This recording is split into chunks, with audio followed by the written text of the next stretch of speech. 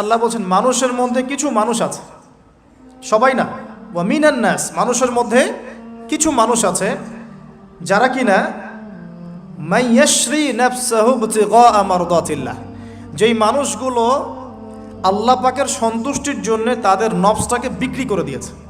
সুবহানাল্লাহ, চারটাখানি কথা না, কিন্তু মানুষের মধ্যে আল্লাহ কিন্তু সূরা বাকারায় বলেছেন শুরুর দিকে, মানুষের মধ্যে কিছু মানুষ আছে যারা মুমিন, কিছু মানুষ আছে যারা কাফের, কিছু মানুষ আছে যারা মুনাফিক, শুরুর দিকে পাবেন। এখানে আল্লাহ পাক বলছেন মানুষের মধ্যে কিছু মানুষ আছে যারা তাদের নফসটাকে আল্লাহর সন্তুষ্টির জন্য বিক্রি করে দিয়েছে। সুবহানাল্লাহ, মানে তাদের জীবনের মূল থিমটাই হচ্ছে আল্লাহ পাকের সন্তুষ্টি অর্জন করা।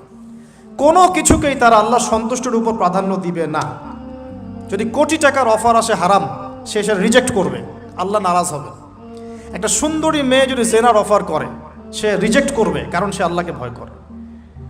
সে আল্লাহ পাকের জমিনের উপরে গায়রুল্লাহ বা কুফফারদের, তাগুতদের কোনো লজ ইমপ্লিমেন্ট করতে পারবে না, কারণ সে আল্লাহকে ভয় করে।